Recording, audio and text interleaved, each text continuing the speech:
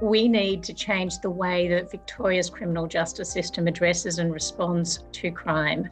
The prison population has increased by almost 60% over the last 10 years. When we say there's no money for the expanded drug services, expanded housing, expanded mental health, there is money.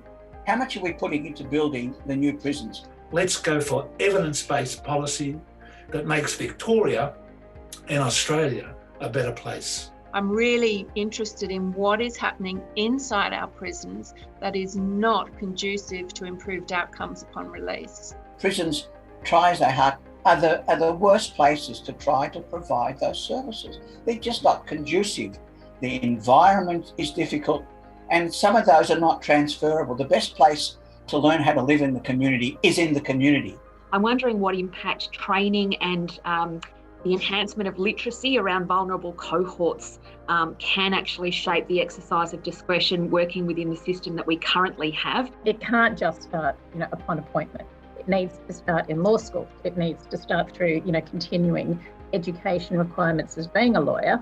And then it continues again in a different way, I think, once an appointment is made.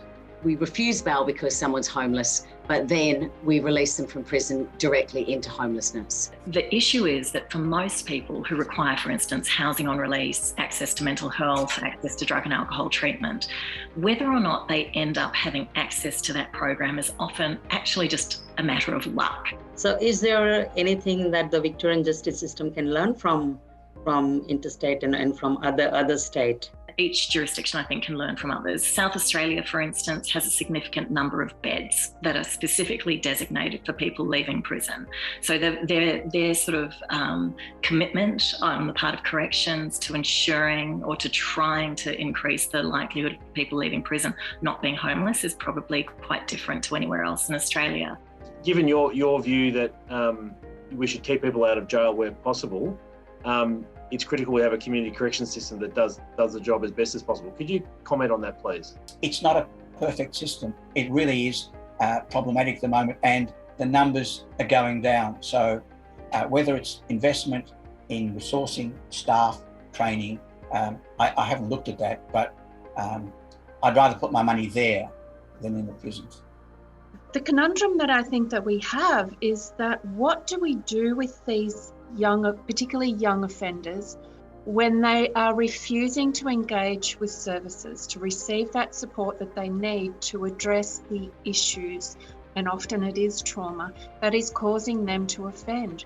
I think you need to have proper triage and assessment of what's required, what are the gaps, and how to engage the individual. And there are professionals that are very skilled at this. And we need to be able to use that. And we have to use also the information we know of what works, what programs and what responses work, and bring that into our system now. What should we be doing rather than arresting them and bringing them into our justice system?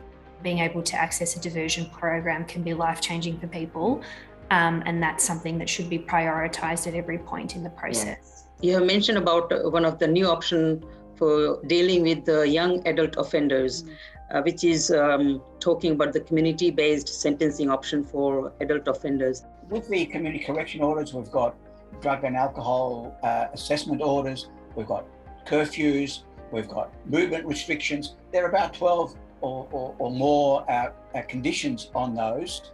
What other avenues are yet to be explored that could help the wheels of justice move faster? Once it started, there was a big uptake in relation to judge-alone trials. I wouldn't say get rid of the jury system altogether at all. We did a lot of work in relation to doing pleas on the papers, diversion on the papers as well. In rural and regional Victoria, we often don't have the opportunities to actually divert people out of the justice system with adequate resources. That's right. And I would say about that yes, postcode justice, which we've had far too much of historically, probably across Australia. We have heard you say that, that jails actually fail victims of crime.